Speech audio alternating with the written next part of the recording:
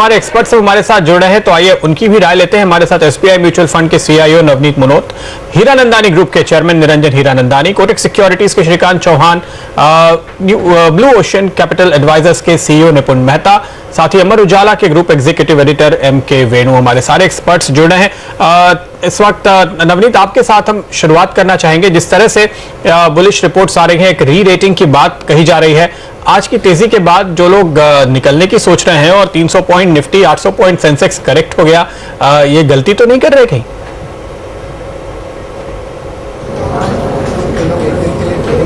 कल ले लिया, आज ऊपर बेच दिया, उनकी तो मैं बात नहीं करता। बट जो निवेशक हैं जो लंबे समय के लिए रह सकते हैं, शायद एक न्यू इरा की शुरुआत हो रही है भारत में।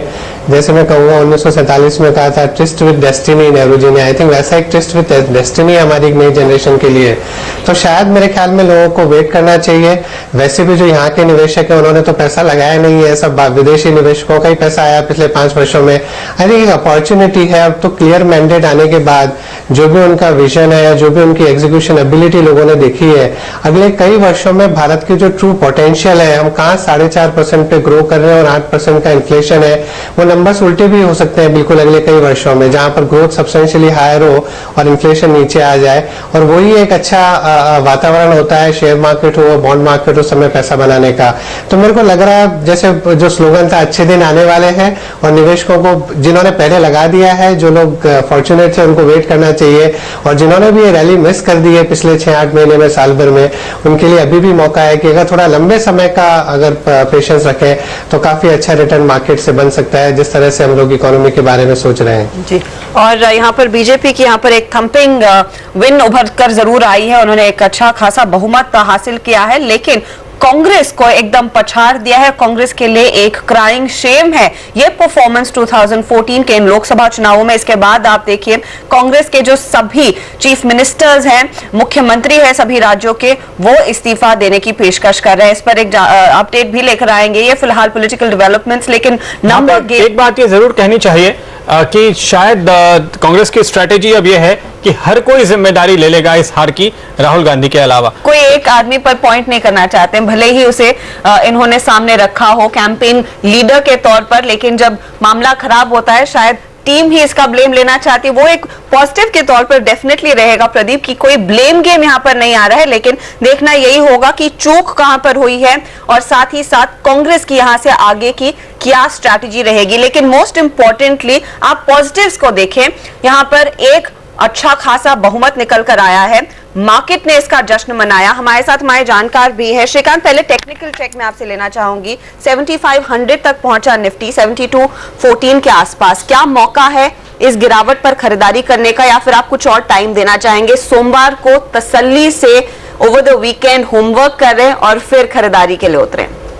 नहीं, मुझे नहीं लगता कि और कुछ इसमें और होमवर्क करने की जरूरत है, क्योंकि काफी क्लैरिटी है कि एक अच्छी एक गवर्नमेंट आ चुकी है, स्टेबल गवर्नमेंट, और जिसको एक फुल फ्लेज राइट है काफी सारे रिफॉर्म्स लाने के। ओवरऑल अगर आप देखें तो मुझे लगता है कि जो एक एक्टिविटी हुई है वो मल्टी ईयर ब्रेकआउट के बाद ये एक्टिविटी हुई है। तो करंट लेवल से मुझे लगता है कि अभी भी जो सेक्टर्स अंडर परफॉर्म कर रहे हैं और जहां पे काफी अच्छी गुंजाइश है आने वाले दिनों में अच्छे रिफॉर्म्स आने की, उनमें हम इन्वेस्ट कर सकते हैं। जैसे कि फॉर एग्जाम्पल अगर इकोनॉमी से रिलेटेड अगर काफी सारे रिफॉर्म्स अगर आते हैं तो मुझे लगता है कि definitely PSU banks, PSU companies as well as अगर आप देखें तो प्राइवेट बैंक्स, पब्लिक बैंक्स, इन सब में काफी अच्छा एक ओवरऑल बाइंग का मूड बनेगा। कैपिटल गुड्स इंफ्रा में काफी अच्छा एक बाइंग आएगा।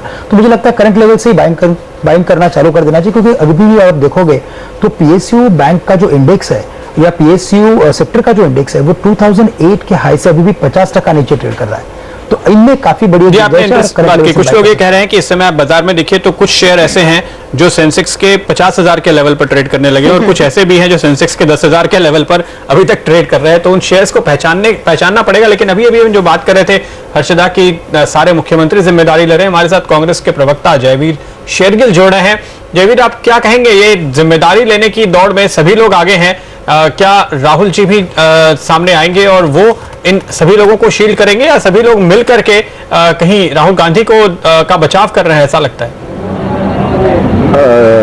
प्रदीप जी, बचाव की कोई बात नहीं है। जब भी जीत होती है तब कार्यकर्ता नेता इक्वली रिस्पॉन्सिबल होता है और जब हार होती है हर कार्यकर्ता और हर नेता इक्वली रिस्पॉन्सिबल होता है। तो कांग्रेस पार्टी के जो भी नेता कार्यकर्ता पूरी तरह कोई ब्लेम गेम की बात नहीं है, इक्वली रिस्पॉन्सिबिलिटी शेयर करते हैं।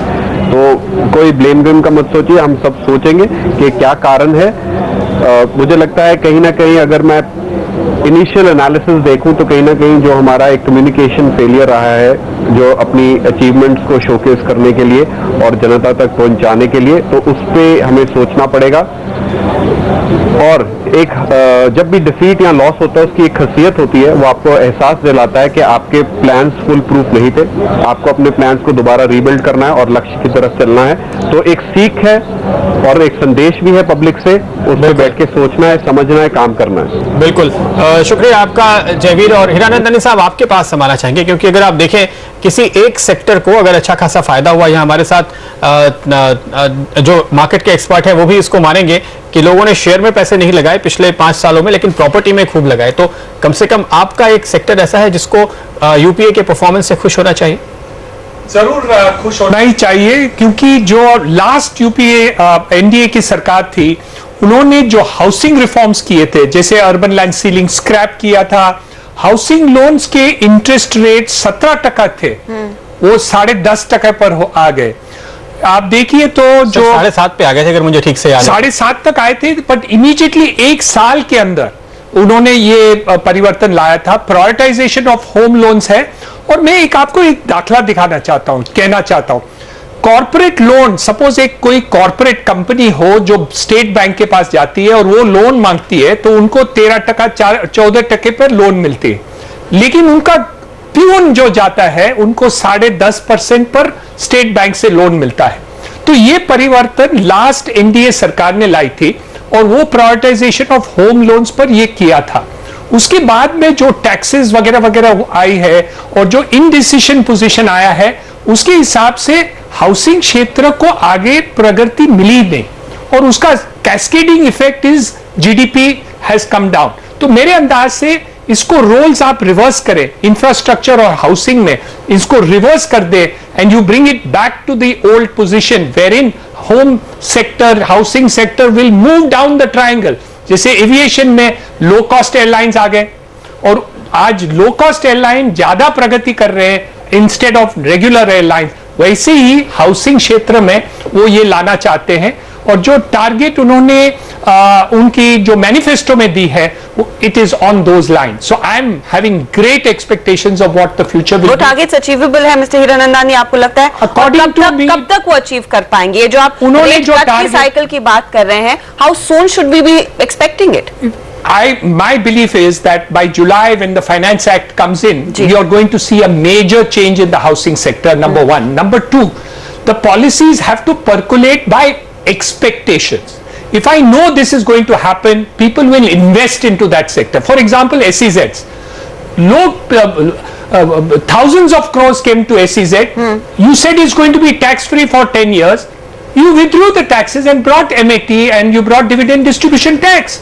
So naturally that money which was coming in went out. You prevented the money to come in.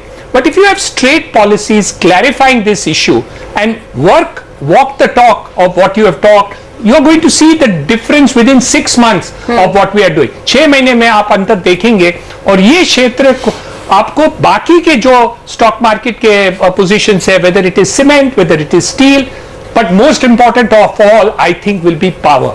I think power needs the biggest revolution. I think you need a housing revolution, but before that you need a power resolution, and hoping that the changes of power will bring power resolution which will bring bijli to everybody. I think that's very, very important, because all this not getting electricity in home, even in Delhi you have load shedding. Bombay के लोग जब दिल्ली जाते हैं, हमें एक आश्चर्य होता है कि लोग बोलते हैं कि दिल्ली में भी लोड शेडिंग होते हैं। तो मेरे अंदाज से ये बहुत ही अजीब हमें लगता है कि country in the 21st century still has load shedding. So neither industry nor others should have. मामले में शायद उन्हें दिक्कत होगी और दूसरे कई मामलों में नहीं, दिक्कत तो हर क्षेत्र में होगी, लेकिन we have to have a road map to success. It may take 6 months, may take 2 years, but if you don't have a road map and if you don't walk the talk, then nothing will happen even in 10 years. So I personally believe you're going to see something in the next 100 days which will surprise all of us more than the election results. We hope that the economy will show success. बिल्कुल ऐसी उम्मीद हम सभी करेंगे। बहुत बहुत शुक्रिया हीरानंदानी साहब आपका हमारे साथ जुड़ने के लिए। फिलहाल हमें लेना होगा एक छोटा सा ब्रेक, लेकिन हमारे सभी दिग्गजों के साथ चर्चा जारी रहेगी।